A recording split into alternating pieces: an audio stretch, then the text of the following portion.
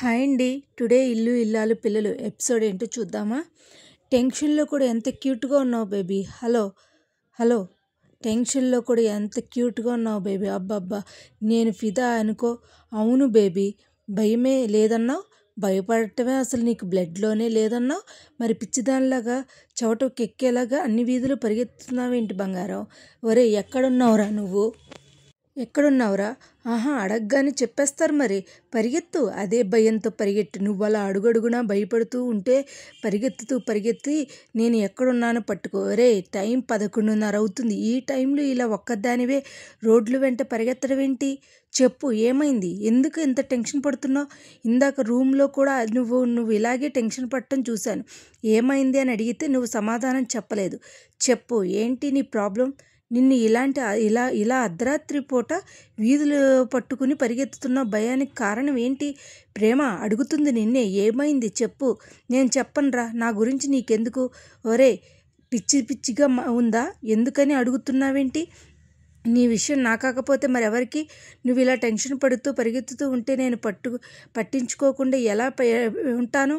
నీకు చెప్పాల్సింది బాధ్యత ఉంది. తెలుసుకుని సాల్వ్ చేయాల్సిన అవసరం నాకుంది. నేను ప్రశాంతంగా ఉండాల్సిన బాధ్యత నాకుంది. మొండిదానిలాగా ప్రవర్తించకు. ఏం జరిగిందో చెప్పు. ఒరే, నన్ను విసిగించకరా. ఈ విషయం వదిలేరా. ఏంటి వదిలేసేది? ఆ ఇంట్లో చిన్న చిన్న విషయాలైతే సరే, కానీ ఈ రాత్రిపూట రోడ్ల మీద పరిగెడుతున్నా అంటే ఖచ్చితంగా ఏదో ప్రాబ్లం ఉన్నా భయపడుతున్నావు.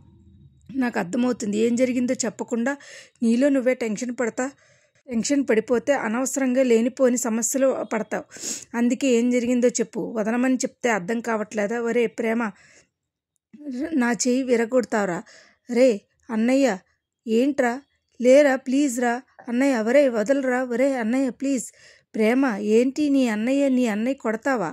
నా భర్త మీద చెయ్యి వేసుకుంటే ఎదురుగా ఉన్నది ఎవరిని కూడా చూడను. ఎవరైనా కొడతాను. వీడు నీ మీద చెయ్యి చేసుకున్నాడు. నా చెల్లెల్ని కొడతాడా? మరొక అన్నగా నాకు కోపం రాకుండా ఉంటుందా? నా భర్త నన్ను కొడతాడు, తిడతాడు. నా మొగుడు పెళ్ళాల విషయం నీకెందుకు జోక్యం చేసుకుంటున్నావు? నేను నీ అన్నయ్యనే. అయితే ఏంటి? నా చెల్లెల్ని వీడు కొట్టినా తిట్టినా నేను చేతులు కొట్టుకుని వెదవలాగా ఉండాలా? కోపంలో రక్తం మరిగిపోతుంది. సరే, చెవటలాగా చేతులు కట్టుకుని నోరు మూసుకుని ఉండాలి, అంతే కదా? అయితే ఏంటి అన్నయ్య? అయితే ఏంటి అన్నయ్య? అయితే ఎదురు చూడటానికి హోటల్ కానీ సత్రం రోజు ఒంటరిగా పోవడం ఏంటి? మన జీవితంలో తోడు ఎప్పుడు వస్తుందో ఏంటో. తమ్ముడు, నేను వచ్చేసాగా. నువ్వు పగలు పాలు రాత్రి ముందు సీసా ఉన్నట్లు డైలాగులు వినడానికి చాలా చూడాలంగా ఉంది. తమ్ముడు, ఎంత పిండి కాస్త ఇడ్లీ కానీ అయినా ఊహించుకోవడానికి బట్టి ఉంటుంది. కబుర్లు చెప్పుకుంటూ కష్టసుఖాలు చెప్పుకుంటూ ఈరోజు నాతో పాటు ఇక్కడే పడుకుంటా. తమ్ముడు, అదేమి అన్నయ్య, నువ్వు ఎక్కడ పడుకోవడం ఏంటి? ఇక్కడ పడుకోవడం నాకు కావాల్సింది నీ దగ్గరే. అందుకనే నా తిరుపతి. ఏమైనా నాకు కావాల్సింది నా దగ్గరే ఏముంది? నీ డైలాగులు ఏదో తేడాగా ఉంది.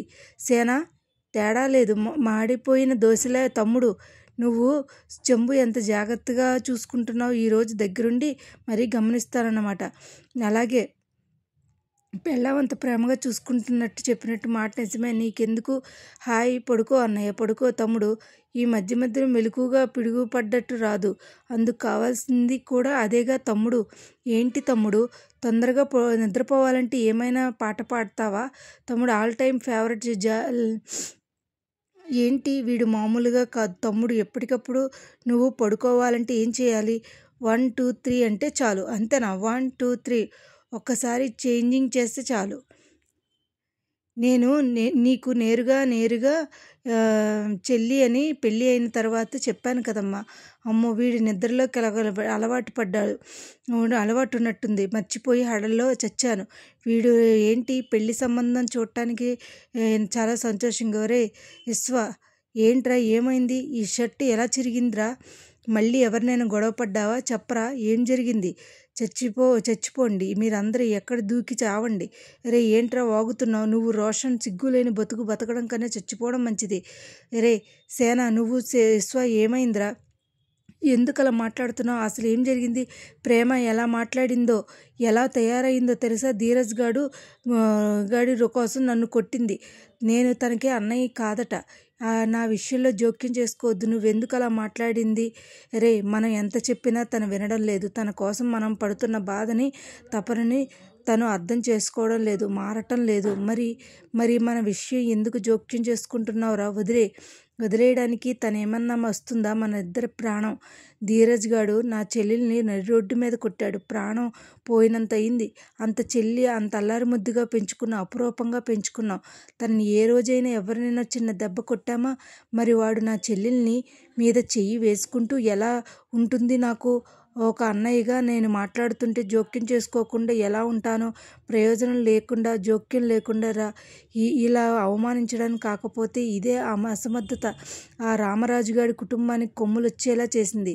ఆ ధీరజ్ గారి ప్రేమని లేపి పెళ్లి చేసుకుని ధైర్యంగా వెళ్ళిచ్చింది. రామరాజు గారి తన చిన్నతనాన్ని తీసుకెళ్ళి వాడి ప్రాణాలు తీసేస్తుంది. ఈరోజు వాడి కొడుకు నా చెల్లెలు లేపుకుని సాహసం చేసేవాడా? వాళ్ళు బాగానే ఉన్నారు, కానీ ఇటు ప్రేమ దూరం చేసుకుని మనమే ఏడుస్తున్నాం. 25 ఏళ్ళుగా ఇంట్లో కూర్చుని పగలు రాత్రిగానే ఉన్నాము.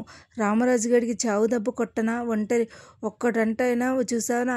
అందుకే సిగ్గులేందా నీకు? ఎప్పటికైనా రామరాజు గారి కుటుంబాన్ని నాశనం చేసేయాలా? ఏదో ఒకటి చేయాలి. లేదంటే బతికినంతకాలం మనం అవమానిస్తూ చస్తూ బతకాలిరా. ఆ రామరాజు గారి కుటుంబం నాశనం అయ్యేలా చేస్తాను బాబు. ఈ చెట్టు కోసం సేవ్ చే టైం 4-5 చెట్లు ఉంది. అమ్మో, తెల్లారిపోతుంది. ఎలాగైనా సరే ఈ చెంబులోంచి ఈ ఇడ్లీ ఎలాగైనా సరే ఈ చెంబులోంచి చేతిని రాగానే చెయ్యాలి ఎలాగైనా సరే. రే ఇడ్లీ, నీ పని అయిపోయిందిరా. రాత్రంతా చివరికి మురికి కాలువలో పడినట్లు అయిపోయింది. రాత్రంతా కష్టపడి కోసి ఫైనల్గా అడ్డంగా దొరికిపోయాను కదరా దేవుడా. నాన్న ఏంటి అమ్మా, కడుపు మాడిపోయి నువ్వేనా? ఆ పిలుపు ఏదో ఎక్కడి నుంచో పిలవచ్చు కదా. ఇక్కడ దాకా వచ్చి పిలిచేసరికి నా గుండె ఆగిపోయిందమ్మా. ఫైనల్గా ఇదేంటి పిచ్చిగా ఉంది. ఇదిగో అమ్మడు, గుడ్ న్యూస్. నీ కాపురానికి ఉన్న రోల్ గోల్డ్ నగల గండ బయట నుంచి ఈ దెబ్బకు వదిలిపోయినట్లే. ఈరోజు నువ్వు నీ కాపురం ఇంట్లో కొంపట్లాగా కాకుండా మంచిగా ఉండు నాన్న. వచ్చే తొందరగా వచ్చే, త్వరగా వెళ్ళాలి. ఇదో జాగ్రత్త. ఏంటి ఒరే, చేతిలోంచి వచ్చేసింది, చెంబులోంచి చేతి వచ్చేసింది. అమ్మయ్య. ఒరే, నా చెంబు వచ్చేసిందిరా. నా చెంబు పోయింది. నా చెంబు పోయింది. బావా చూసావా? అక్క, బావా, ఏంటిది? నా అల్లుళ్ళు రండి, నా చెంబు ఊడిపోయింది. నా చేతుల్లో ఉన్న చెంబు లేదు. చూస్తున్నారు కదా, నా చేతిలోంచి చెంబు పోయింది. నా చెంబు పోయింది, చూస్తున్నారు కదా. ఇదేనండి, ఎలాగైనా సరే ఆ చెంబుని తీసేశారు. అయితే అసలు విషయం ఏం జరుగుతుంది ఏంటి, అసలు ప్రేమని ఎంతలా భయపెడుతున్నాడు అతను, లవ్ చేసిన అతను. అసలు ఈ విషయం ధీరజ్ చెప్తుందా? అసలు వల్లి విషయం బయటపడుతుందా? లేకపోతే ఇంకా ఇలాగే ఉంటుందా? తప్పుల మీద తప్పులు చేసుకుంటూ పోతారా ఏంటనేది మనం ముందు ఎపిసోడ్లో తెలుసుకుందాం. నా వీడియోస్ కనుక మీకు నచ్చినట్లయితే లైక్ చేసి, షేర్ చేసి, సబ్స్క్రైబ్ చేయండి. Thank you.